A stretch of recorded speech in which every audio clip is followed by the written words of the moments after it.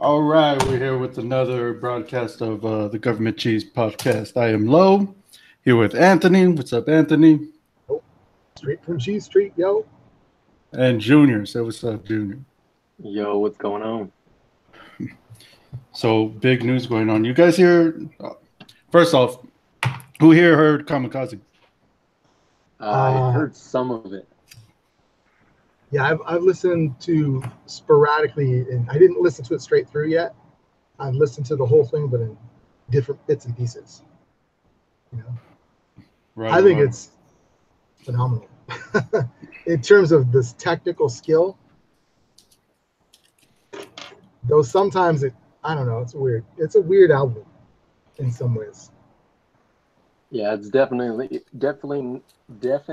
not for the listeners to just jam out to. It's more of a statement record where he's just trying to put everybody on notice. Like, you guys don't know what the fuck you're doing, and let me clown on you every step of the way. Yeah, that fool came after everybody. That shit was crazy. Yeah. I kind of find that a little silly though too. What? Like, 40-year-old man doing that shit. It's like these people ain't shit to you. Why bother? But then again, Because they're controlling the hip hop game right now. Someone has to go after them. That's true. The other part of it is, I'm assuming when you reach the level of success and acclaim and ability, and what I mean is ability like resources. Oh shit. Sorry, I just noticed I must be bleeding somewhere. Well, I banged my knee. I thought that shit was dope. I don't like this argument that I've been seeing about people, old people need to stay in their lane and shit. Oh yeah, that's weird shit. There's like a lot of weird shit in there. There really is. Like there's entire bars of him just really kind of talking gibberish. Like it's just nonsensical shit.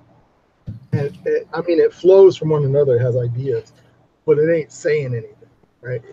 But what he's doing is, the tongue-in-cheek element is that he's doing it in a flowing style that they can't fucking touch. So he's like making fun of them by just talking gibberish, He mocks their flow right out of the gate. Mm-hmm. The first fucking record, Ringer. Yep. You have any idea how sick of this choppy flow? Like, whatever, how sick I am of this choppy flow that y'all be copying. Whatever the fuck the line was, that shit was fucking dope. So, and then he makes fun of the mumble rappers later on, a couple times. Yeah, I kind of get what you're talking about, Anthony, where he's kind of like not really like doing his normal like breaking down of the rhymes and flowing. Yeah, the fiery lyrics. I kind of, and this is my issue with that, is it almost seems like that's mixtape shit. You recorded that in your room, like that. Some of them bars, I'm like, wait a minute, I don't know if that was serious. You took this shit seriously, But then there's other shit where I'm like, fucking A. I mean, it kind of was a mixtape. I believe that all of that stuff, though, is a reference to a song that he's talking about, like very specifically. He's literally like using their cadence, using, even some of their lyrics, or just like the background beat to end their cadence together to basically say like you're garbage. I haven't thought about that. That's a good fucking yeah. You have to like kind of listen to, or know the references that he's making in order for half of it to make sense. Yeah, because he really is like going in deep on these fools. And some of them I don't even know. Like, who the fuck are? Yeah. Some of these young rappers and shit. I didn't know who MGK was until just recently. Oh, that was silly though. Like, from what I gathered, MGK's beef with him has nothing to do with rap. It has to do with him saying some shit about his daughter, and he didn't even say some crazy ass shit. He just said she's hot as fuck. Nah, son. Son. There was more to it than that. Correct me.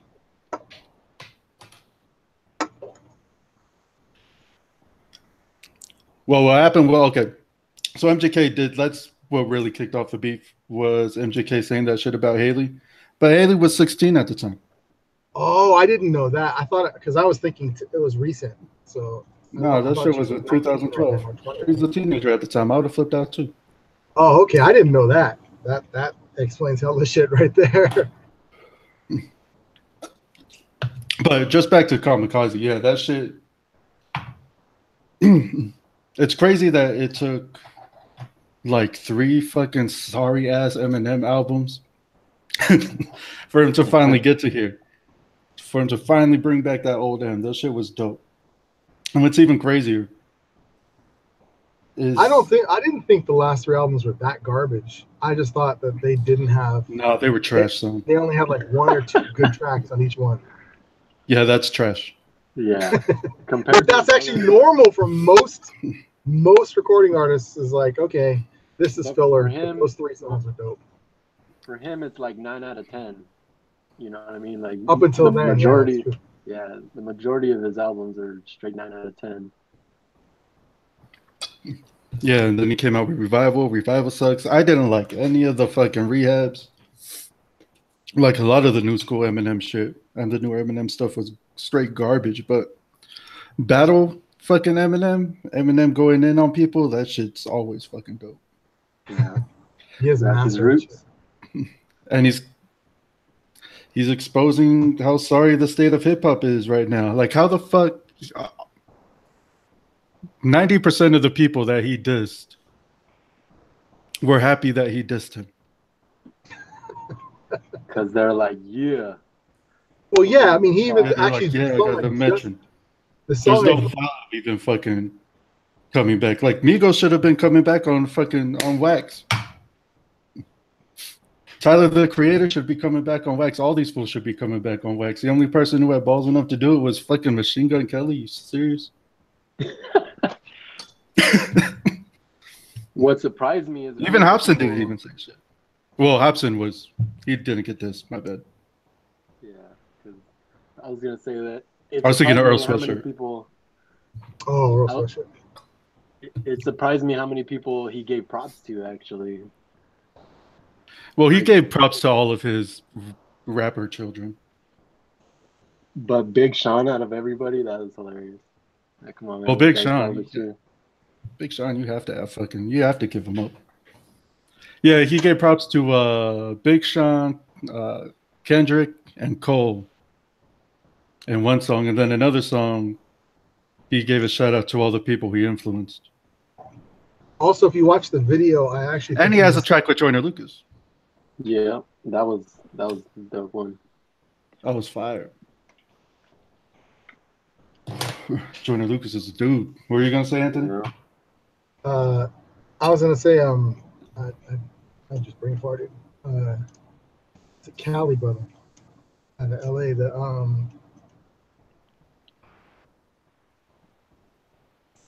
I'm looking it up. But anyway, I was saying if you watch the video is interesting as well. You know, did you watch it? For which one? Well, there's kind of 2 videos with the same, I guess, shot on the same set.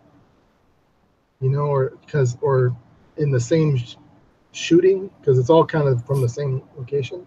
One is The Ringer, and I think Fall and The Ringer, I think, is the same. It's not the same video because it clearly is different when he's rhyming, but it has some of the same elements. I saw Fall. That's another one a lot of people are like in love with. I actually didn't like that as much. I don't like the hook. I'm not a big fan of Justin Vernon singing over hip hop tracks. The majority of the hooks on that album were trash, but I think that's him saying that he doesn't need a hook in order to be listened to, because all of his lyrics kind of speak for themselves. Those are like what people are in there to listen to. The chorus is just thrown in there to put it all together. It's literally, some of them I'm just like, oh my god, this is such a bad chorus. Yeah, some of them were straight garbage. And then he came out with the fire ass verse. Yeah, and that's kind of his point, right? Like, he wants to do the opposite of what these fools are doing, where all they have is a chorus, or all they have is just one little verse, and that's it. Yeah. The rest of the And song is then garbage. there's 16 bars are. They have 16 bars, which are really just 4 bars that they repeat. Yeah, literally. Well, I think that like part of what we have to also give him credit for somewhat is he's doing another first, because I'm not, as far as I know, outside of mixtapes, I don't know anyone that's done an entire album dedicated to battling, and calling folk out. I've heard songs, 2 or 3 songs on a single album, but never an entire album. Yeah, there haven't been many. The closest one is that I could think of right now is another Eminem fucking album, fucking Marshall Mathers. Mm-hmm. What about Cannabis? Well, he didn't release a whole album for Cannabis. No, I'm talking about Cannabis The rapper. battling LL Cool J. Oh yeah. Did he release a whole album? I only heard that one song. Yeah, they might have just been singles, but You love that fucking battle, man. What's up with that? good battle, man. I definitely would like to revisit history one day on that one. Yeah, that was a dope battle. But yeah, the closest as far as straight up albums of fucking diss after diss, I don't know. Yeah, the closest things that come to mind is Marshall Mathers, Eminem's second album. But that was kind of weak because he just went after all the pop stars. Yeah, that And was then- that was kind of the gimmick. What's the rebuttal gonna look like? I'd be shocked if a lot of them can pull something off that won't just sound weak. And then also in his lyric, like one of the last songs I was listening to just before we came on air, he had dropped that lyric where he said, I'm paraphrasing, but he said something along the lines like, what do I get from you from battling you? I don't get anything from battling you. You get everything from me from battling. He goes, I go down 1, you come up 3. He was talking about the commentators, the YouTube personalities mostly. Oh, that's right. He was going after. Yeah. He was going after Charlemagne. Well, went after Charlemagne, Biden. Yeah, academics. He went after a bunch of commentators. Yeah, y'all mention me, you get millions of views. I mention you, what the fuck do I get? I mention you, it's a lose-lose. That's what he said. Yeah. Yeah, I mean, for me, in the sea of bullshit that we've been getting in hip-hop, a surprise album from one of the greats, as much as I don't really like him. I know. That shit was fucking fire, man. It got me excited about the game again. Yeah, again, just to kind of repeat it all over again, like that Gucci Gang reference where he just goes off and like literally their lyrics is Gucci Gang, Gucci Gang, Gucci Gang, Gucci Gang. And he goes and he just fucking flows nasty with like some ridiculous ass rhymes. Throws Charlemagne in there. Yeah, that shit was dope. Like, you can't do that shit. Get out of here with your garbage fucking nursery rhymes, bruh. Fucking Dr. Seuss bullshit. Yeah.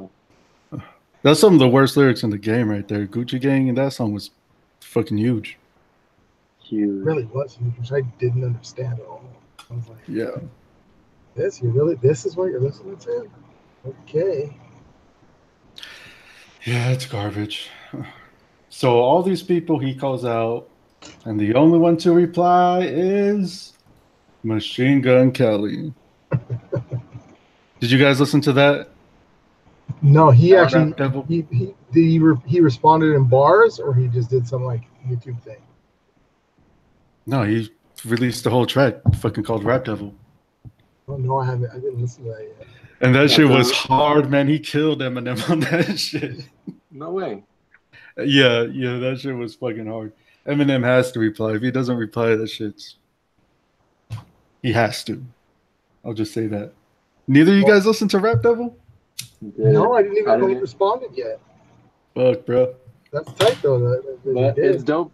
The name is dope. He's referring to his Rap God track. Yeah. We could like, yeah, Rap God, Rap Devil. This motherfucker. Why are white boys bringing hip hop back? yeah, talk about appropriation, huh? Oh, it took 2 white boys to bring real hip hop back. That's a shame. That's a damn shame. Did he give like ridiculous props to Dre, like being the guy who created him? MGK and Rap Devil? No, Eminem in one of his tracks.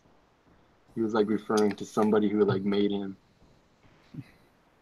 Oh shit, I don't Was it Proof? really know. Or Jimmy Iovine, maybe? I was mostly just paying attention to the disses. Yeah. You know who else actually been dropping some new shit too? Is there's actually been some mixtapes coming out of on the South Central channel, which is basically like, I guess Cube and Dre and Snoop put some stuff out. It's and actually I was kind of like excited when I first saw it, and then I listened to it. I'm like, yeah, this isn't quite as good as it used to be. And now I'm sure that shit just got completely knocked out the box with M's album dropping. So no one's paying attention anymore. I haven't heard anything about that. I've been under a rock, I guess. Yeah, it was released mostly in the last week or two. But they released a couple of different ones. Yeah, they've been going hard at it. But back to M versus Machine Gun Kelly. So apparently, M's manager said that M is going to reply. So that's what everybody's waiting for right now. But here's just a little taste, since you guys didn't fucking listen to the song. Here's a little bars. Some bars he said. He says, still can't cover up the fact your last 4 albums is as bad as your selfie. Now tell me, what do you stand for? I know you can't stand yourself, trying to be the old you so bad you stand yourself. I was like, fuck. He really does love himself like that. Let's leave all the beef into 50. M, you pushing 50. Why you claiming that I'm gonna call Puff when you the one that called Diddy? Then you went and called Jimmy. The conference called me in the morning. So he basically goes down this whole back and forth that happened from the Haley picture comments. Mm-hmm. I guess after that, M, instead of replying on Wax, because this happened back in 2012, he tried to do some sneak shit and he tried to get Machine Gun Kelly shelved. Oh, that's fucking low. Yeah, Machine Gun Kelly was, he's with Bad Boy and all that shit. So he goes after them for that. He goes after him for like the sweatsuits that he'd be wearing. Like, why the fuck do you dress like that? Why are you still hella mad when you're rich? He goes after him. It's fucking crazy. Y'all got to listen to that. But yeah, listen to that. Keep your ear to the ground because M's probably going to drop his this soon. It has to be soon. And then we'll see where that shit goes. But yeah, man. Well, in a way, though, this kind of resurrected Machine Gun Kelly. Because attention was off of him forever. I don't even know who he is. And then now. Keep it that way. But all I know is that he's a white trap rapper. Yeah, and what's funny is I'm reading these lyrics right now. He says, "Homie, we get it. We know you're the greatest rapper alive." Like, how the fuck are you gonna do a diss track and put him on a pedestal? Fucking dweeb. All you do is read the dictionary and stay inside. He's a fan, but you have to listen to the delivery because he goes hard on him. But he also quotes him and makes references to a lot of his tracks. So if I was M and I was coming back, I would just say that shit. Like, sorry it took a while, but I had to look you up. For real. I had to look up your shit. Got all my shit memorized. I had to fucking research you. Fucking no name having Wanna be me, motherfucker.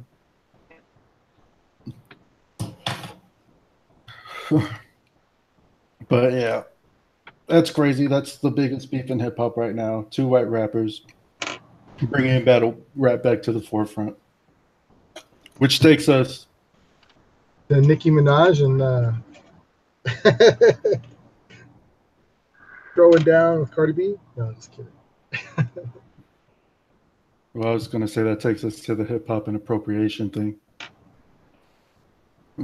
which me and Junior have talked about a little bit. Go for it. Repeat a bit of your combo, so I know where you guys are at. Well, I'm just going to pose a question, and I want to see you guys' answers. Is hip hop an exclusively black art form?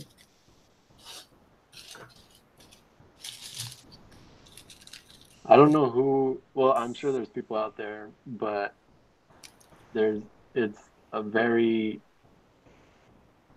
like ignorant answer to say it's an exclusively black art form. Not only because of the history of hip hop, but today manifestation of hip hop. So you wouldn't agree that it's part of black culture? It's definitely, part of black culture. I think it's more of pop culture, impoverished culture. I think it was. I don't think it is anymore. Ironically, you know what? Like it's this. I think Lowell like this. I had insomnia, and so I didn't sleep. And I'm not saying I'm all squirrely. I'm actually perfectly fine. But so late last night, I found myself listening to some late night radio. I was in love with what I was hearing, and I realized listening to it, I'm like, you know what? The actual soundtrack of the hood is not hip hop. Hip hop does a part of that, right? But actually, it's R&B. R&B is kind of the base of everything, and I was actually root that much more in black culture than hip hop. Hip hop is just kind of a clearly connected to R&B and blues and all that other stuff, but I definitely wouldn't say it's exclusive because there's structural things that are actually common in all kinds of music. The only difference is like the element of the dozens in terms of rhyming, and then how the actual beats are made, loops. Back in the days, now it's people actually have live bands and shit. I really think it is the dominant culture within the hip hop community because of all the references. Like you just mentioned, R&B. That's one of the biggest influencers in hip hop. Mm-hmm. That plus jazz, plus African drum music, like all of these different things that they're still referencing today. And then kind of like today, they're more referencing the 80s, 90s hip hop, maybe even 2000s hip hop, and remixing it to make their music today. Where did you stand on this question, Mo? I'm kind of in between. I'm not sure what that means, but okay. But, no, because you follow the roots of hip hop, right? Roots of hip hop go all the way to blues, and you could trace that all the way back to Africa. Hip hop itself started in the Bronx, which was hella black in the 70s. Mm-hmm. The first artists were black. The aesthetic, the style, the fashion is black. A lot of it is, and I don't know the reason why. Like, because I keep running into this, especially online. I'm talking to one of my cousins in the Bay, who's half black, half Samoan. He always gets on Samoans for, you like hip hop, but then you hate black people. How can you take from black culture and hate on black people? Which is not an illegit statement. That's for damn sure. It's not. And that statement's only not true if you don't think that hip hop is fucking black. But then the other side of it is that it's popular culture, it's American culture. I do agree with what Junior was going with, was that it's kind of the voice of the impoverished, no matter where you are. No matter where you are, the hood's the hood. Right? Well, If you're in LA and if you're living in East LA and you're Mexican and you're listening to some hood shit going on in New York, you're going to be able to relate to it. You know what that life is. I don't agree with that completely. Only because some hip hop has changed somewhat in terms of its narrowing down into genres. And so I think what happens is we, particularly I would say my generation, anything that came out of gangster rap, West Coast kind of hip hop, it related to us based on that experience, right? But it actually is a very narrow experience because not everybody was thugging it, not everybody was, doing dirt, whatever. It just wasn't the case. But it's easy if you were in that to see that as kind of an all-encompassing truth. And that's exactly why I said that R&B is more accurate, because now modern R&B of course mixes hip hop, but but that was the thing that kind of got my attention. I was like, oh, it is a little different.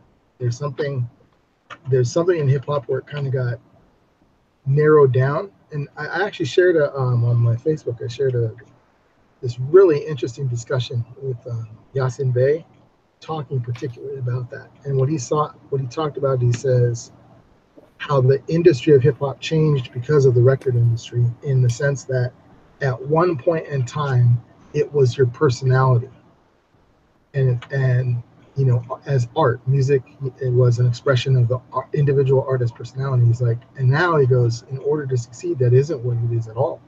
He says now it's persona, and so a lot of it for certain people is full-on marketing. They just realize they could be successful at it, so they market themselves a certain way, even though their actual lived experience in life has nothing to do with how they represent themselves. Well, let's talk about hardcore. But you kind of always said that. Sorry, what? I was going to say, but you've always said that. You always had the personas. You had the Cowboys, the Hercs, the fucking Zulu Nation. Those were all personas. And then you had the personality stuff. The hip hop has never been this like monolithic thing. There's always been these different branches and these different styles, and these different people telling these different stories. There were the party tracks, and there was the Grandmaster Flashes and shit, talking about the struggle going on in the hood. And then you had the street motherfuckers talking about the hood shit, the stick 'em boys, the stick 'em up boys.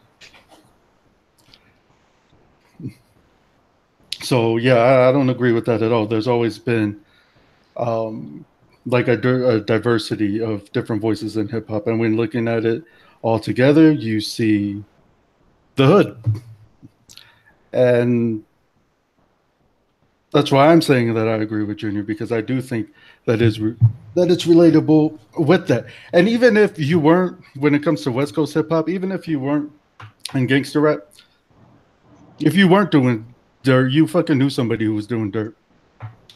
That's a fair assessment.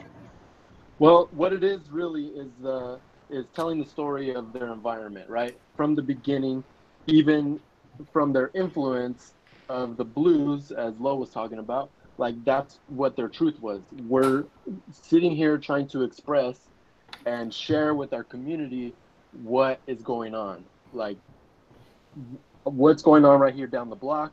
What is a reality for us every single day, and a lot of that is really grimy, and that's what it turned into. It's kind of like hip hop was changed by our environment instead of like us us as like hip hop heads like changing. Sorry, I just mixed myself up.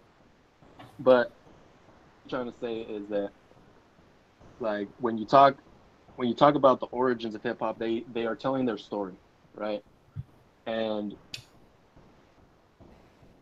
today, like, the story is different, right? Like, once they introduce the champagne rap, like, everything changed. It's about what I have now. It's not like the hardcore hip hop heads still talk about, like, we need to get back to our roots, which is to tell the stories. Right. Yeah, and I agree. When champagne rap hit, when hip hop became very fucking commercial, the music started to become commercial, and the videos started to look like commercials. They sort of look like one another, yeah. On top of But just straight up commercials. Like, is this a fucking? Are they trying to sell me a car right now? Sure enough, they are. Yeah. Pretty much, yeah. They're trying to sell me like this specific brand of fucking liquor right now. I'm like, yep. And that's where we have to differentiate what is hip hop and what is hip hop. Right. So, given all that we've said right now, so given all this, then what is hip hop? What is appropriation when it comes to hip hop? Well, I mean, there's an argument that could be made that technically it's all appropriation, because if it is all rooted in blues, in jazz, in R&B, that is, you know, aside from folk music, certain types of folk music that kind of manifest as country, and if you become like, you include certain types of Mexican music, the only real music that is quote unquote American, original cultural art form, has been blues and jazz and down the line to hip hop, including rock and roll. Like, it's all originated from within Black culture. It wasn't exclusively that, but that's really where it comes from. Yeah, So, you ever go back and listen to like the where the blues originated from, the early African shit? the drums, yeah, you get the cadences basically. Yeah, the cadences is the same way that they're singing and everything. Mm-hmm. It's all there. So Same can thing we as- say? The only thing that's missing is some of the string instruments and the horns.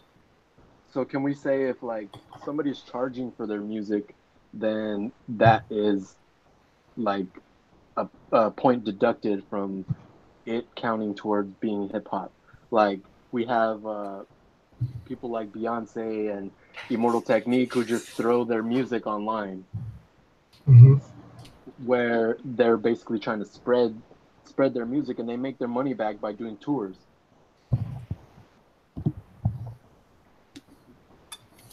Well, I don't know.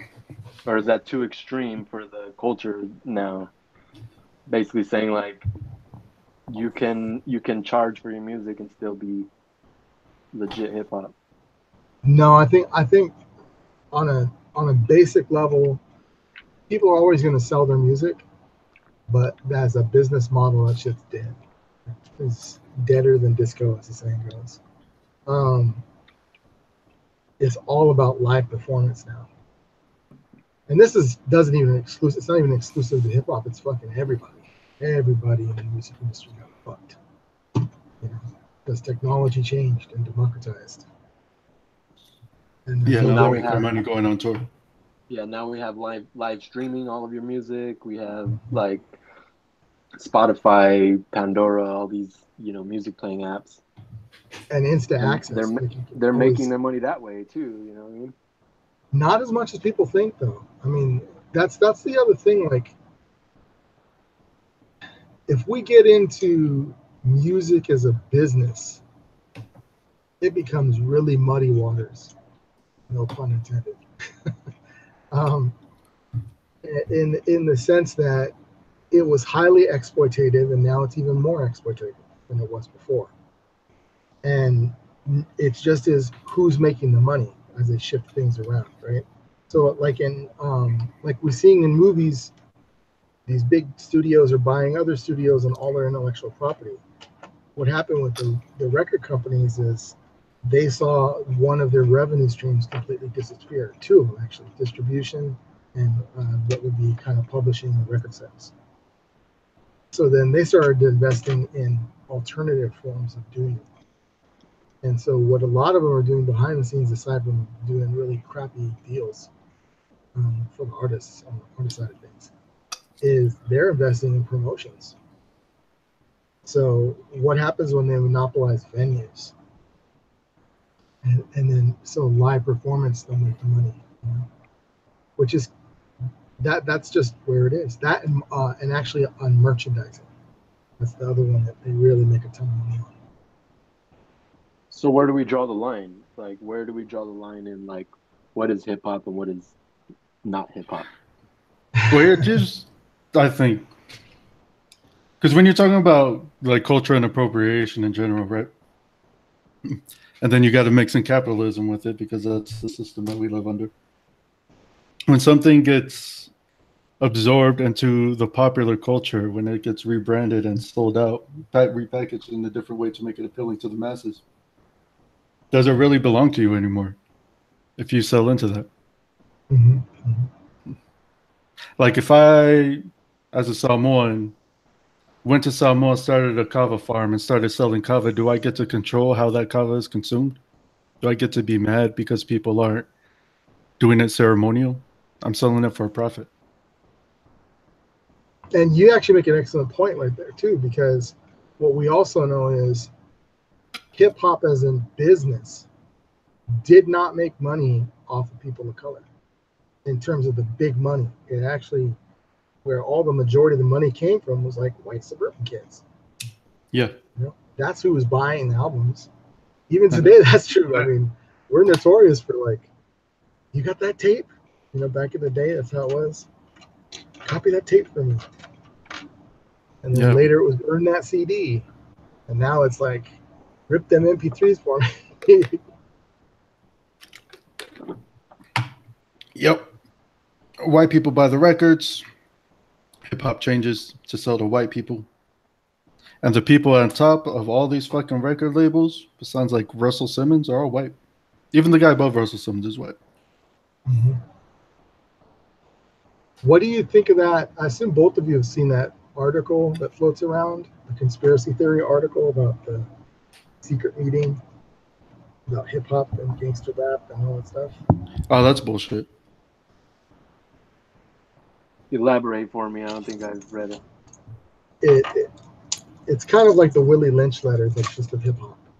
It basically says that there was a meeting that all of these key executives and artists were at, and that they made a conscious decision, a turn to focus on certain elements in rap in order to sell it. And then the subtext of that is it is also genocidal, so it's like an anti-black. Yeah, it was saying that gangster rap was intentionally created and pushed out to destroy the black community. But I think it's bullshit because at the end of the day, gangster rap didn't win. Champagne rap did. Yeah. Well said. And champagne rap is just as, if not more damaging, because gangster rap, besides all the shoot 'em up fucking songs out there that everybody listens to on those same tracks, were songs about doing good for your community. There were songs about fucking not wanting to live that life. There was some deep self-reflection going on all these gangster rap albums that nobody wants to talk about. They just talk about the more damaging shit. And obviously that shit needs to be looked at because it does have an effect. But I would argue that champagne rap was more damaging. Party bullshit. Now everything's about money, and we look at the new generation right now. Just look at some of the people who they're lifting up. Bad Baby, that Catch Me Outside girl. Big, making millions. Tekashi 6ix9ine, fucking troll ass motherfucker, making millions. All these ignorant ass motherfuckers doing ignorant ass shit, making bank. And the defense that all their fans come up with is, well, he's making money. Who gives a fuck if this little girl's a disrespectful ass bitch to her mom and she's beating her up and shit? She's making money. Who gives a fuck if this dude's out here fucking mumbling through tracks and talking about some bullshit? He's making money. That's all everybody fucking cares about now. There's no deepness to the game anymore. It's all shallow as fuck. And as long as you get those ends, you can do whatever the fuck you want. Everybody will love you. Fucking my favorite boxer, Floyd Mayweather. It's another good example of that. Fucking the dude's a piece of shit. He's my favorite boxer because I like how he boxes in the ring. Him himself as a person, piece of shit. And people will defend him because he's making money. Gives a fuck if you beat up all those women. So yeah, that whole hip hop was intentionally created by rec execs to destroy the black community. I think that's bullshit. Otherwise, that shit would have won, and it didn't. The West Coast lost the war.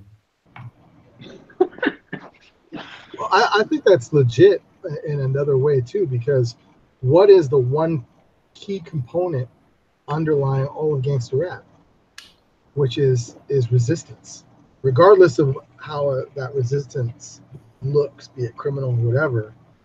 It fundamentally is grounded in like, fuck this. I don't have to accept it. That's really what it is. It's not as overt. It's differently political than like a Public Enemy, right? Yeah. But you're right. Champagne rap, on the other hand, is like, fuck all that. Be out for it's yourself. About money and clubs. And only yourself. Fuck that resistance shit, motherfucker. I'm trying to dance. I'm trying to get faded. Yeah. Fucked up. Give me some more of that Cavassier.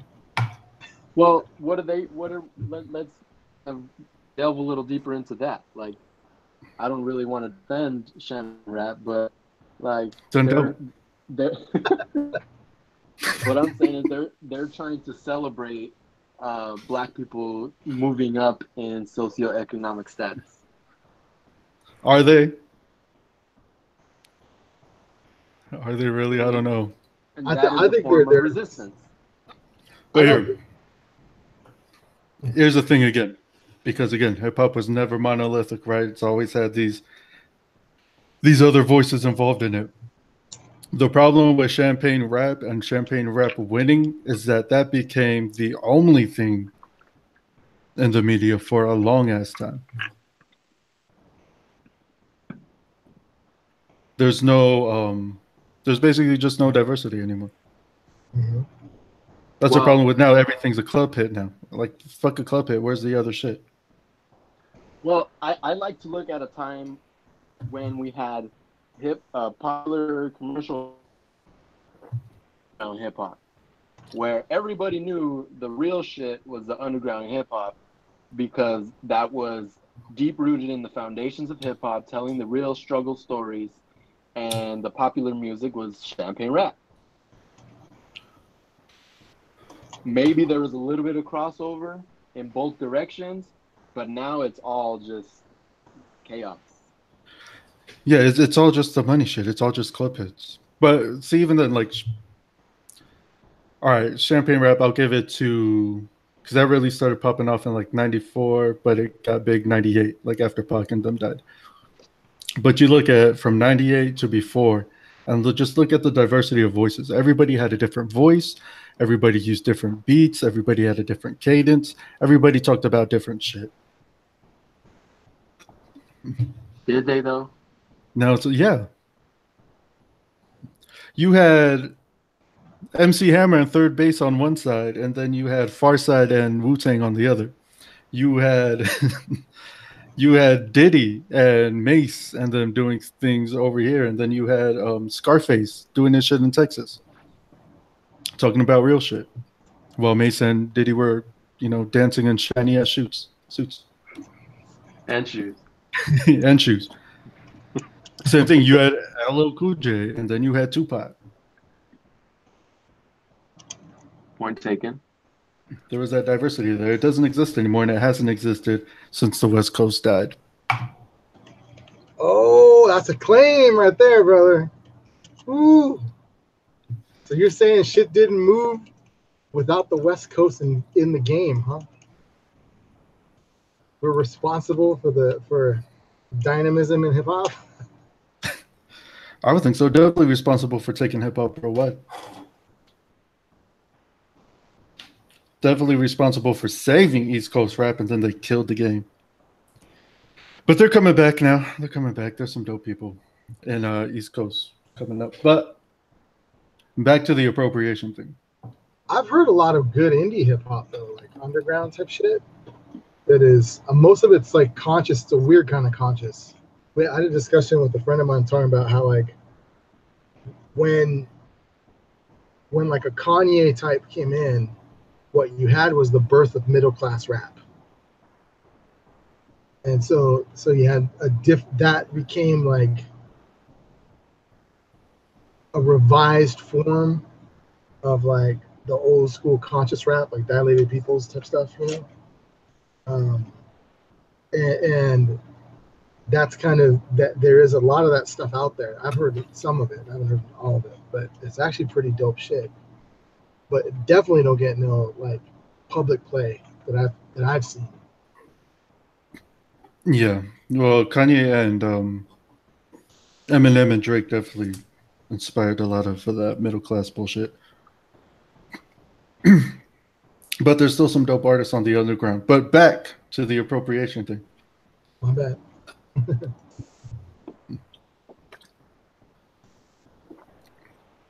Because we didn't fucking come to a conclusion on this.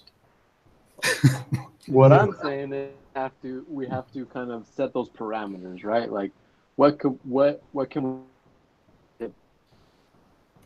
what I'm talking about, music, story, some Joyner Lucas type stuff. You're gonna have to restate all that, dude. You hella cut out. All right. You hear me now? Yeah. So I was like, we have to restructure it, see what kind of define our parameters. We have to identify whether it's a hip hop is the music that's telling the story of the struggle going on in your neighborhood that relates to a lot of people that are in poverty, or just globally in general, or just simply rhyming to and just expressing yourself through music on a snare drum beat. You know what I mean? Like let's set some parameters here. Is it the intention behind it, or is it just what it sounds like? I get you. I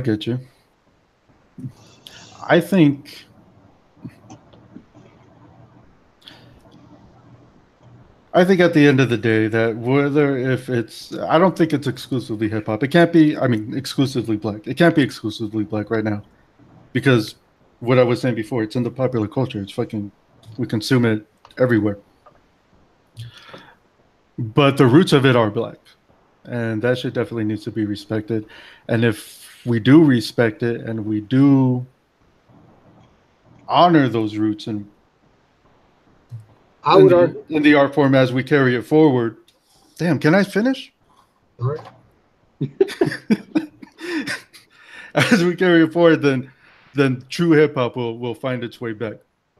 Because, well, like I was saying, it does have its roots in black culture, and the story of black people in America has been one of struggle.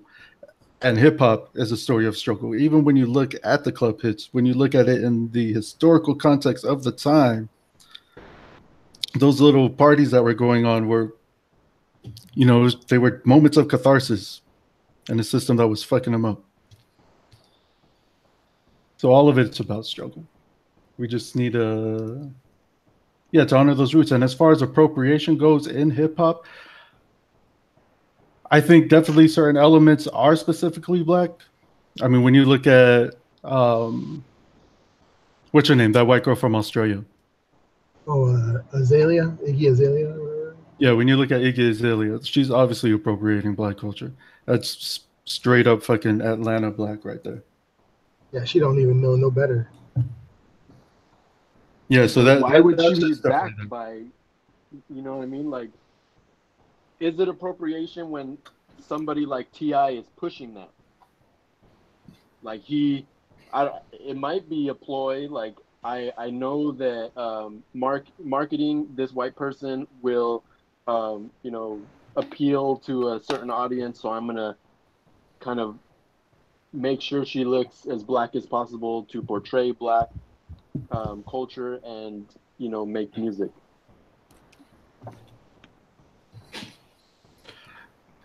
Yes. It makes it appropriation, and it makes T a culture vulture. Got it. I would say that I think so. I think there's deeper shit going on. Like, for one, though I've definitely heard it before, I think it's definitively appropriation when it's white people doing it. You know, because think of all the you know, super sensitivities and criticisms that came out with not just Iggy Azalea, but what was Miley Cyrus, right? And her bullshit. But the roots of hip hop itself, we're actually talking about the actual rapping, right? If we're basing it out of the New York scene, it isn't exclusively black. Not from the beginning, because the beginning is the Lost Poets.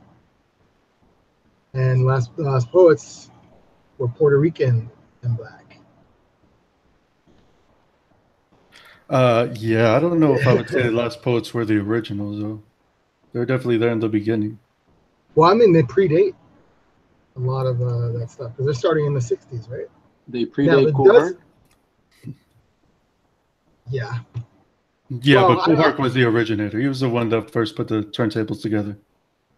That part of it, yeah. Because, of course, the Lost Poets aren't using turntables. They're using drums, congos, whatever, you know? And it's basically spoken word. Yeah, but see, that's what I'm saying. If you keep going back, then you could go back past the Lost Poets to the slave shit. The oh my Lord, Lord, Lord, Lord, and then they just start talking and shit. You go to that, and then you could go back to the Mandingo shit. You could keep going back and back and back. I don't think it's fair to attribute the Lost Poets was starting hip hop. I would say them and a couple other people, but my reasoning of it is there's certain things within what they were doing that is not what was there before, but is definitely there in hip hop ever since. I think the aspect of lyricism, I think you could attribute to you know, these people that you're referencing. As hip hop started, it was, you know, like the best parts of songs, and let's piece it all together, and let's create a dance environment, and like you know, create this culture where we could celebrate. And then eventually it became like, let's just cut that little beat and cycle it, and then somebody could, you know, express themselves verbally. Yeah, you had the MCs, the Cowboys and shit. The Treacherous Three. And then, you know, within all of that, we have the b-boying and graffiti, which was, all of that was multicultural. Like, we were all poor in the same neighborhoods. Well, a lot of it was multicultural. That's the thing, too, when you go into hip-hop, right? The first people were definitely black. But then right after them, and I mean in a couple of years after them, were these Puerto Ricans. And if you look at where hip-hop was actually created, right, the Bronx was definitely a lot of black people. But 40% had Latino roots. Whether they were, you know, Afro-Caribbean or just, you know, Puerto Rican or whatever. Does Puerto Rican Afro-Caribbean? Yeah. Okay. So Afro-Caribbean. And then you had the Treacherous Three, the DJ in there. He was the first one to start putting like Puerto Rican music in his shit. That was in the 70s. The big radio station that operated out of the college, that was a white dude and a Puerto Rican dude that basically put hip-hop, took hip-hop out of the Bronx and spread it citywide, or at least to the tri-state area. I mean, there's a series, like a domino series of moments and events that bring it about. There's a great documentary. I don't remember the name of it. I'll have to find it again. But it was actually about not the Latin Kings, but another Latin gang. And basically what it was talking about it's an interesting snapshot, because the snapshot of time is the end of the political stuff, like, Black Panthers, Young Lords, all that stuff, right? And then this period of gangs, which also coexisted with the political stuff at a certain period of time. And then from there, as it transitions into hip hop. And part of that had to do a lot with these public shows, basically, doing this, bringing out a sound system and playing some records, and people were just doing shit out in their hood. Because for the first time in a long time, at that stage in New York, they actually kind of controlled their hoods. Yeah, that was that's basically the whole origin story of the Zulu Nation. Zulu Nation, African Bambaataa, they started out as a gang. Mm-hmm. And then they became about peace, love, and unity. And unfortunately, and then he started molesting everybody. Yeah, exactly. I was like, oh yeah, and then molestation and rape. But you're always that's always gonna happen. Is it though? Yeah, that shit's crazy with him. Yeah, I don't think there really is an easy answer to this, but it's definitely relevant because it keeps coming up. Everybody keeps talking about appropriation in hip hop. And so I think we can define that Iggy Azalea is an example of appropriation. Yeah. So that's a clear sign of appropriation. Well, I was going to say, go ahead. On the appropriation, which is, for me, I think the biggest thing is actually something that Junior hit upon a little earlier, which is real hip hop is about something. It ain't about some bullshit, right? And so much so that in my mind, I actually believe that even though now that technology has stepped in, so now you actually have a different type of record of history. But I actually would say for particularly the last few decades, hip hop was the real American history. Like that's the thing that recorded that history much better than any fucking book or fucking video or some shit like that, like on TV. Yeah, you want to learn about the LA riots, just go listen to some West Coast hip hop at the time. Go listen to Ice Cube and fucking Tupac talk about it. Or Ice-T. Or Ice-T. Yeah. Well, that's some dope shit. And I'd say that even today, real hip hop is that same thing. It isn't necessarily KRS-One's, kind of new agey form of hip hop. I have my issues with that, I think it really is just about recording the time and the place and what's going on. In Mexican culture, it's the corrido, right? But I think that was the main thing. And Iggy Azalea definitely isn't doing that shit. She's rapping about some fucking nonsense. Same with the champagne rap. Yeah. Yeah. But then by that, because this is where he started this conversation, if that's the case, where does battle rap fall into that category? Or does it? So in that category. Go ahead. So in that, we're looking at the talent, right? Like it doesn't matter what color you are. Obviously, Eminem, threw that in there. Like it doesn't matter if I'm white. I have skill. I am able to outdo you, whatever color you are. And I lived a pretty fucked up life. I come from a really fucked up background, and I could portray that in my music and relate to you just as much as I could relate to a white kid that's going through the same struggle. Skills are definitely a part of it, because I remember when Eminem first came out, everybody was talking about him like this fool's a culture vulture and shit. Yeah. And then he proved himself, and everyone shut the fuck up. And to this day, he's the only white rapper that has climbed as high as him. Like, who's close to Eminem that was a white rapper? No one. Nobody. Can't even think of No, a fucking name. it was Snow. I'm just kidding. Yeah. Informer. That was appropriation. That was appropriation of straight rape. Definitely, when we're talking about impact, there's nobody that'll match him. Not in the foreseeable future. That makes kind of a point there, right? Like, it doesn't really matter the color of your skin at that point when you have ridiculous skill, raw skill. Mm-hmm. It matters your background. If he would have came from the suburbs, it probably would have been different, even if he had skill. That's true. He came from the hood of the hood.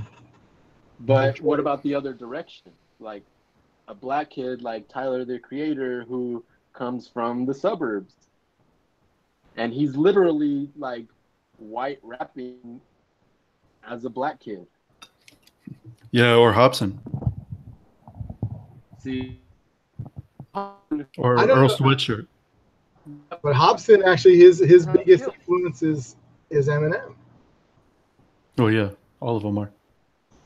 More about what was that? When it comes to Hobson has more skill when it comes to these three people that we're talking about, right? Like Earl Sweatshirt, and Tyler the Creator. Like this he's guy definitely actually has the best one. Raw talent, but he's in that gray area. Like, he's white rapping, if we could call it that. Suburb rapping is probably a better term. Well, I think if we're talking about representation, that there's a category of representation that has now been manifesting across the board. This relates to film too. Lo and I talked about this when was it Listen White People, right? Is that what it's called? I think it is. In terms of people? I think so. Dear White People? Dear White People, that's what it is. Dear White People. Listen, White People. Listen, White People. Listen, well, there's actually a book called by never mind. There's a classic text called that, but in any event, that you had a kind of a middle class culture popping its head up, a different kind of black representation that is consistently, popping its head up here and there. The first version of it, which we can argue is artificial for a variety of reasons, is like Cosby Show shit. But without that, you don't get a fucking Tyler Perry or a Dear White People, which is like the radicalized edge of it. This kind of book learned blackness. But it's real shit. They don't have any hood like that. They're like, that's not my experience. I didn't have hood experience. My dad was a doctor. Tyler Perry talks about that shit. He just does it from a very church-oriented perspective. But if you watch Tyler Perry movies, they're all about, there's always some fucked up cousin in there. Or some fucked up family dynamics going on. His movies are always about, there's always a scolding element in his movies. Yeah.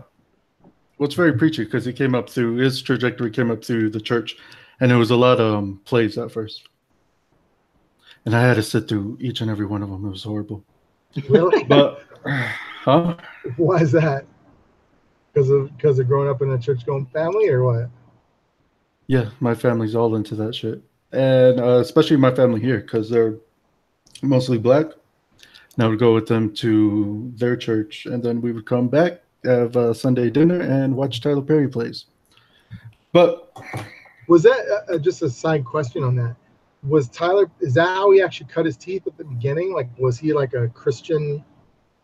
Seen as like basically a Christian businessman? He just created some entertainment that he really just sold to a Christian community initially, and then he just broke out into a more pop thing. Oh, okay. Yeah, all his movies, or most of his big movies, originally were Christian plays. Interesting. But as far as so the appropriation thing, here's my argument, right? When I was going back and forth with my cousin about it, is when it comes to hip hop and appropriation. When our people first came to this country, it was during a time where there was still like, overt racism and redlining and fucking segregation du jour. We weren't really allowed in white spaces. The Chinese community, because we came to Frisco, that was where my family first landed. Chinese community, there's that language and another set of cultural barriers. Same thing with the Latino community. So the only place that we were able to kind of operate in was the black community. So it wasn't appropriation. We just assimilated. It was just a different part of That's American culture that we were able to assimilate to because didn't have access to the other parts. What years were that, roughly, in terms of like a bracket? This is post World War II, so like 50s, 60s. Oh, so it goes back that far. Oh shit. Okay. Yeah. 50s, 60s. My mom was born here. My dad came later on, and they grew up in the 60s and 70s. Because the thing that and I've discussed this. I don't think I've discussed this with you guys, but I've definitely discussed it with other people. Is I know that in my youth, when I was a little kid, there's no doubt that there was an assimilation, or at least a recognition, if you will. An affinity is probably a better term for it, for Black culture.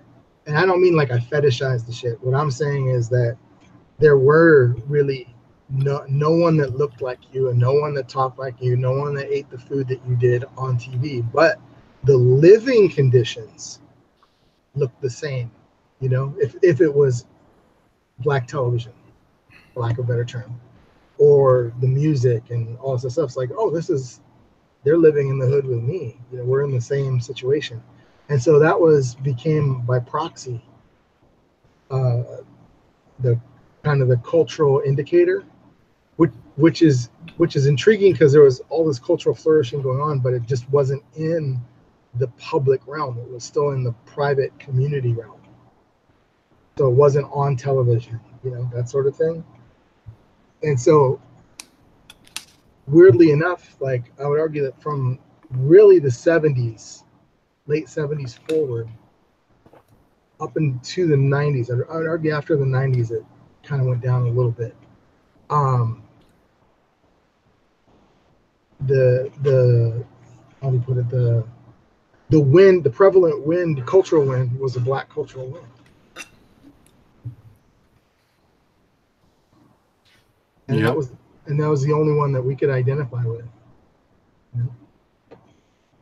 Because believe me, I wish I could say the same thing about, we did have our own, if you're Latino, like that was a whole other one, because everyone was Mexican. So if you weren't Mexican, you're still Mexican. Everyone's a little bit Mexican if you're here. If you're in New York, you're a little Puerto Rican. Yeah, you assimilate to your surroundings, and if it's part of it, then it's part of it.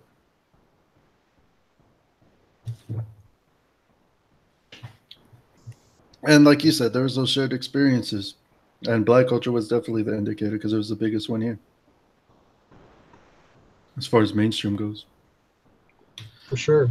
So let's kind of go into that a little bit. Like we saw, let's say we had 10 channels on TV. The channel that we saw as cool was, Yo MTV Raps, or the box that played hip hop, or all of these channels that we saw people, maybe subconsciously, it was like more like us, or more like our environment that is, has this struggle to it. Mm-hmm. And that's what we were drawn to, right? Whether it was subconscious or not, that's just what we were drawn to. Yeah, because there's something that you can relate to with it. So if a white kid is drawn to the same thing, he's like, oh man, like NWA, all of these people are so dope. This is what I want to, this is my style. This is how I want to, I want this music to be around me for the rest of my life. And they live that. They live that, try to have that kind of swagger, dress that same style, and is that black appropriation by definition? If they don't share those same experiences, then yeah. Fuck yeah, yeah. Yeah, you're just fetishizing that shit. Because they create a version of them, like we were talking about this when on one of the shows, I think you talked about when you first went to Arizona, right? And then you talked about how you encountered gangsters there versus people from like California, and there was a bit like it was like they were acting. Yeah, it was like people watch too many movies. So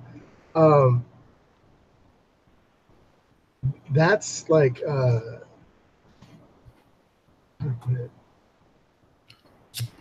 I think that's what occurs is whiteness unfortunately is erasure. And I've said this, and it's kind of semi-controversial, which is that in some ways to be white at the cultural level is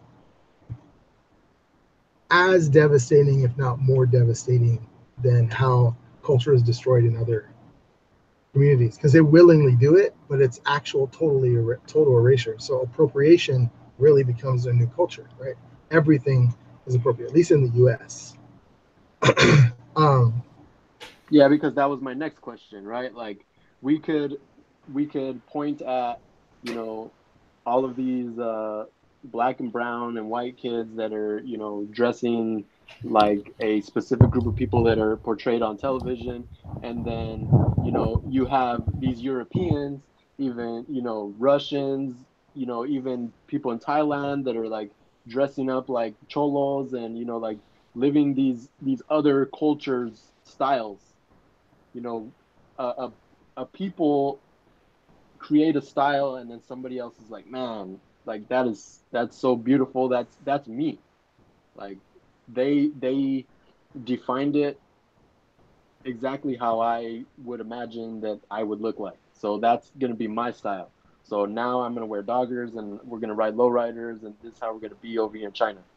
Like Japan, yeah. Well, Japan, China, I'm sure there's little sects everywhere. They all look Chinese to me. Nah, that's you, not me. No.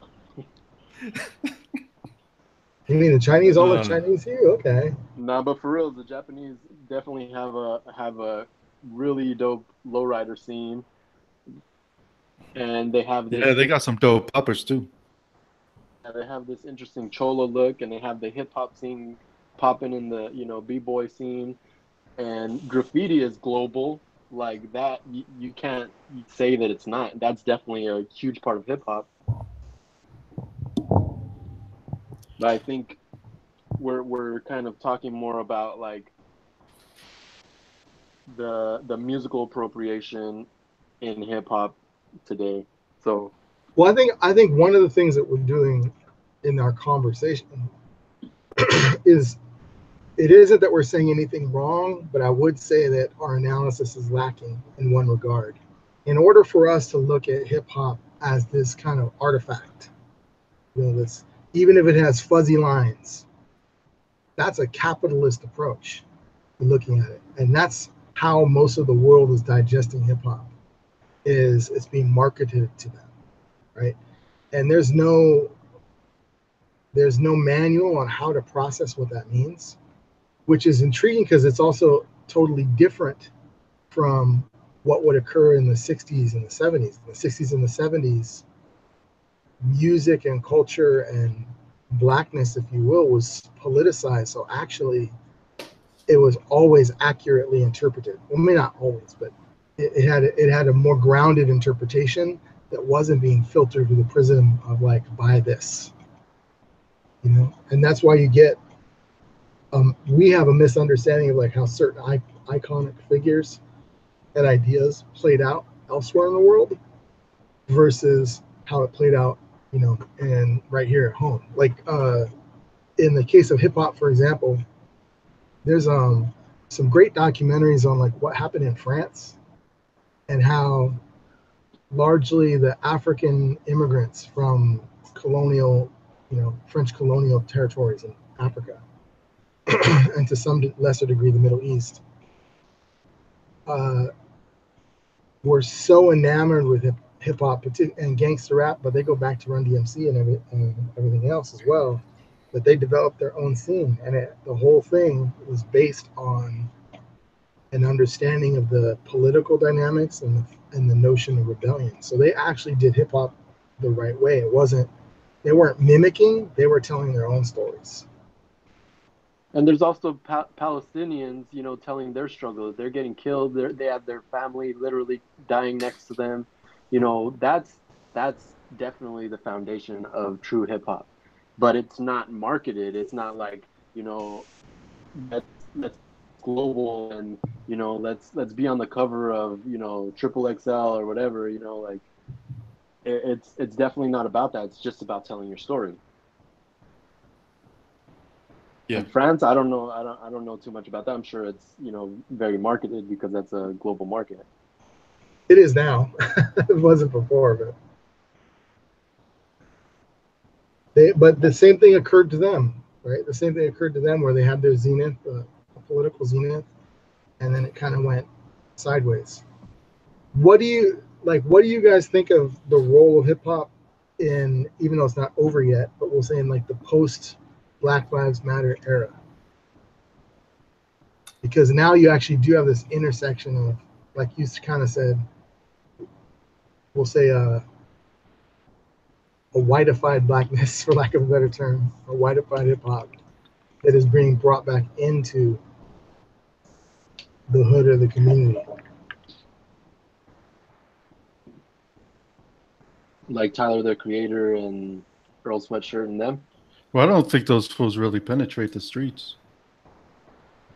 Yeah, that's true. They don't talk about anything. Not that's going to relate to somebody that's trapping. Yeah, it's all, their audience is all white. As far as hip hop, post Black Lives Matter, I don't know. I think it's still going to be in the same state that it is now. And which you were saying is basically the beginning stages of a revival. Hopefully. Well, I don't think the music that we call true hip hop is gonna break mainstream more than when the biggest hip hop artist releases an album like To Pimp a Butterfly. You know what I mean? Like, we have to, like, that's just our truth. Unless first you have to come with the bangers and like, I'm gonna tell you about my truth, like a Good Kid, Mad City, like this is my truth here in Compton, and then I'm gonna come with the political right after because I know you're still listening, and then after that it's you could basically do whatever it is that you want, and people will listen because you've built your resume on you've got the #1 rap artist in the world, accolades, and then but we're not going to hear somebody come from nothing on a political agenda and on a woke agenda and completely blow up, because unfortunately that's not what people are looking for when they're listening to music. Like, people even talk about that they can't listen to Kendrick waking up in the mornings, they end up with a headache. Like it's ridiculous, but unfortunately that's the case. Like, or you can't play Talib Kweli at a barbecue. Yeah, like, that's really unfortunate because that's the true essence of hip hop, but people want to shut that stuff out. That's too much thinking for one day. It just takes somebody to package it right. Like, that's what Tupac had. Tupac had the packaging right. It just needs to slap, y'all. Yeah. That's the problem with a lot of the political and conscious rappers today, is that they suck. Yeah. Or their beats suck, or their flow sucks, or the combination of the two sucks. They have the same corny-ass fucking flows, the same corny-ass beats, the same lack of production value. Like, the highs are too high, or there's no mids. It's like, come on, man. Time to pay for a producer. But yeah, most of them suck. And the ones that are good are the ones that are still around. The Talibs, the Yasin Beys,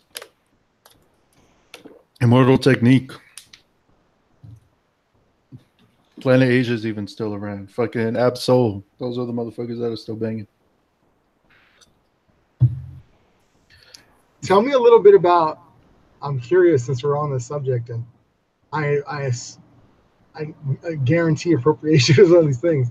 So what was going on with that Tempe hip hop scene that I hear is deader than dead? There's no Tempe hip hop scene. Maybe he's talking about futuristic. I'm talking about back in the day, like over like 07 type shit. And then there was some folk coming out of Mesa as well, right? No, yeah, that shit. They tried that shit out here. There was a couple of promoters that tried to get a bunch of local people together, and they were trying to make a scene happen out there in the East Valley. And actually, my homie was a part of it. I actually went to a couple of those shows and met those people. I was actually on stage a couple of times as a hype man. But that scene never popped off, and those promoters were fucking dodgy as fuck, so everybody just abandoned it. Was it because the actual scene is just basically still like house parties type shit? No, it was clubs. But it was the whole, you got to sell certain tickets if you want to perform and all that shit. So there was never really just a big crowd. Oh, it was too regulated and about the green. Yeah, just people weren't about it, man. People just weren't about it. There wasn't enough true hip hop heads out there in the East Valley. There was a good spot out here in Phoenix, but they closed that shit down. What was that? I forget the name of it. Why was that too? I have no idea, but I forget the name of it. But used to go there all the time. Me and Caleb used to go there all the time. That was like the one spot where they actually played like old school hip hop, and they would have b-boys come in and they'd be breakdancing in the middle of the floor and shit. That shit was dope. Interesting. But yeah, there's never a good local scene in Arizona. Not one that has lasted anyway. So back to this appropriation thing.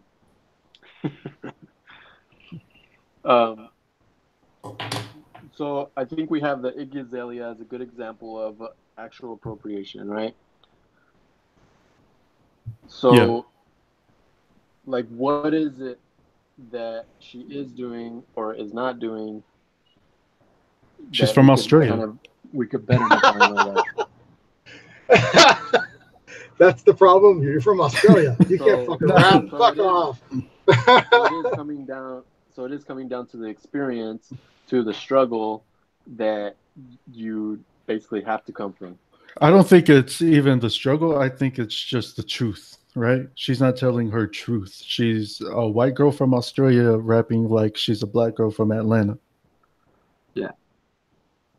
Yeah, she's because there's definitely a bunch of Australian rappers that are dope as fuck. There's a bunch of New Zealand rappers that are dope as fuck, and they rap about shit that's true to them. What about Nicki Minaj, who is from Africa and comes and speaks in a white girl voice and does whatever the fuck she does? Nicki Minaj? Nicki Minaj. Yeah, but Nicki Minaj grew up in New York.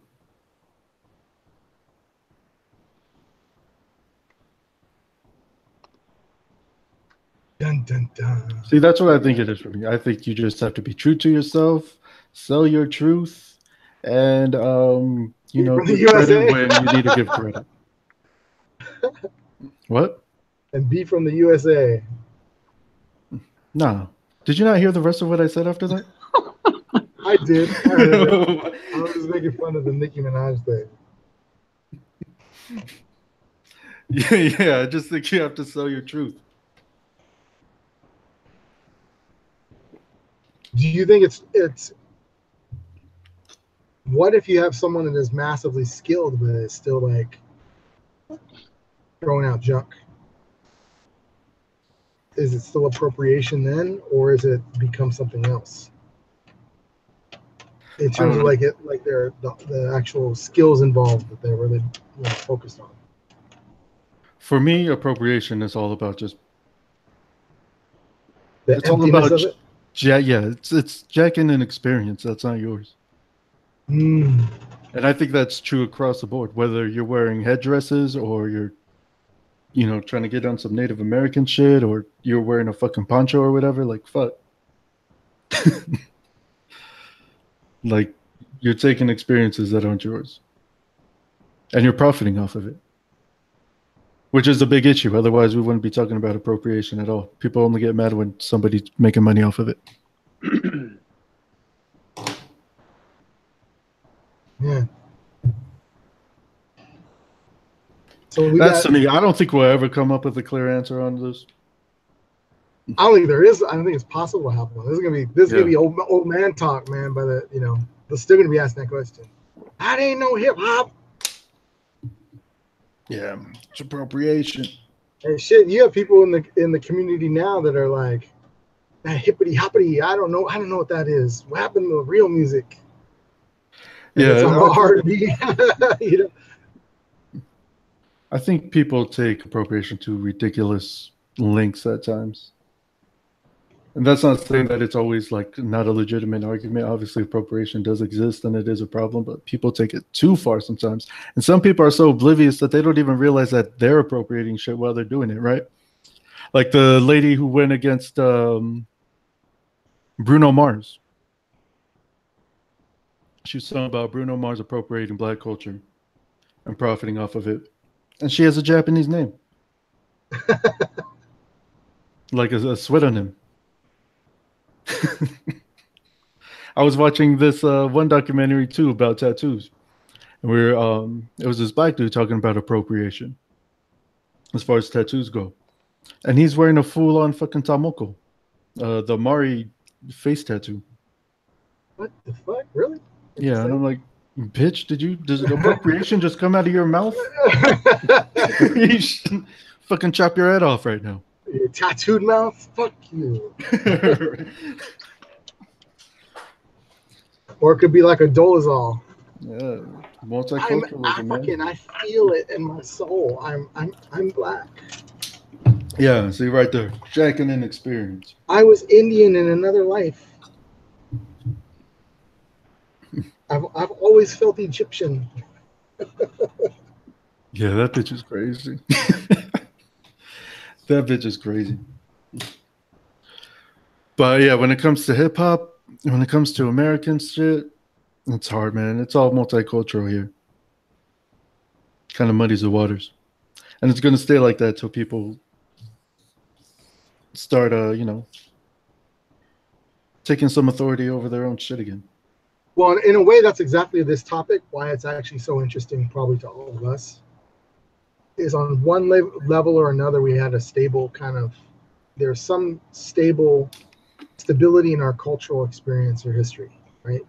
Because the thing that I encountered in activist spaces, but it's overwhelming in education spaces, like the classroom, is how multiculturalism has birthed these people that are identity obsessed and confused at the exact same time,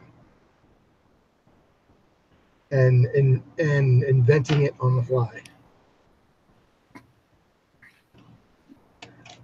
Now, some of that, of course, is the metropolitanness of where I'm physically located, because I know it's not like that everywhere. Some places are still so homogenous. They're all white, all Black, whatever. But we're getting more and more of these generations of people that they're not one or the other or anything. They're actually lost. And so then in that regard, how they approach something like hip hop is going to be intriguing, because they're using it as a mechanism to rediscover their identity. Normally without any actual help, they're just kind of making it up as it goes along. Mm-hmm. We see that, in the newborn Indian Chicanos, right? Yeah. Well, I think that's definitely a truth.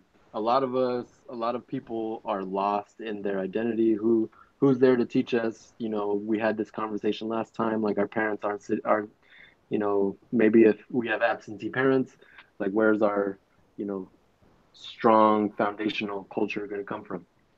It's either our environment or we teach ourselves a certain culture, you know, and like we could sit there and kind of pick and choose what we like out of the world, and that's ends up being our truth.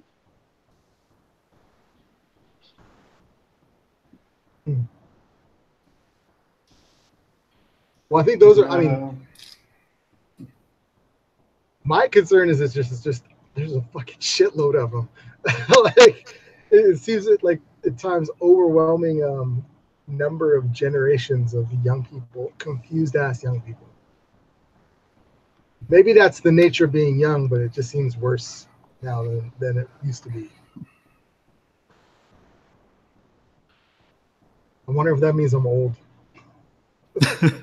Yeah, I think that's the Back definition. in my day, back in my day, we knew what the fuck we were. Yeah, man.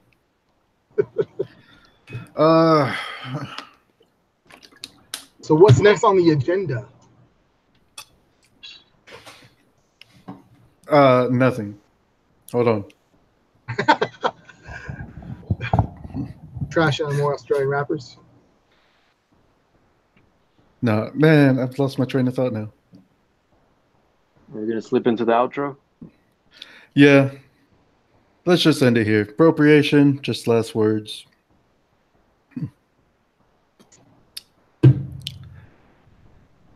Well, here's where I land on it. Is hip hop exclusively black? I don't know. And if black people collectively want to make that argument, I'm not going to argue with them. All I know, I said I'm not going to stop listening to it.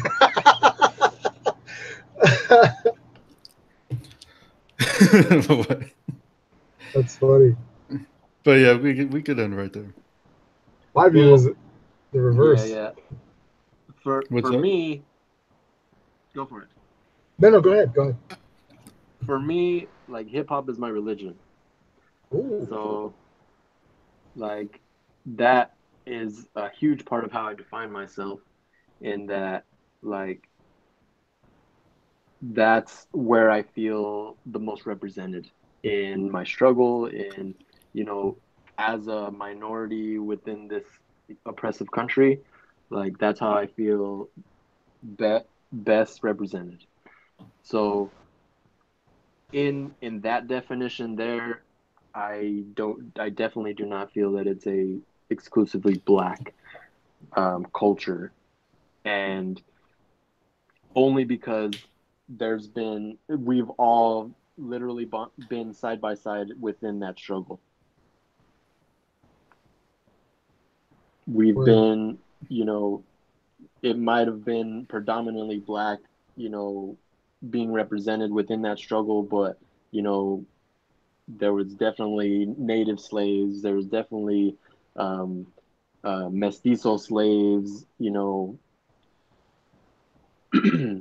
all of these different people, you know, enslaved each other. Like that was the reality of the situation. You know, again, it was definitely predominantly black, but our struggles were parallel. Well, I don't even know if many people are making that argument. I think it's just more about the expression of those struggles, right? Hip hop as an art form, again, has its roots in black culture. Do I think it's exclusively black? Nah. But again, I'm just not going to argue with it. I definitely love to hear their side of it. Anybody saying like, hey, like I don't give a shit about any of your influence into hip hop, it's still exclusively black because we originated it or whatever. And if so, give the props to the Jamaican culture because Cool Herc comes from Jamaica. Yeah, and that's actually like another convenient argument around appropriation. is, and again, like going back to my argument with my cousin, because we do this all the time. He always throws Jamaican shit in there. Like, oh, you guys appropriate hip hop and reggae music and blah, blah, blah. It was like, bitch, you appropriate reggae music. You're not Jamaican. Not fucking Jamaican. Get the fuck out of here. My view is I'm all for appropriation and expropriation, especially if you're taking white people shit, because it's all our shit anyway. They just jacked it, so we're jacking it back. That ain't theft.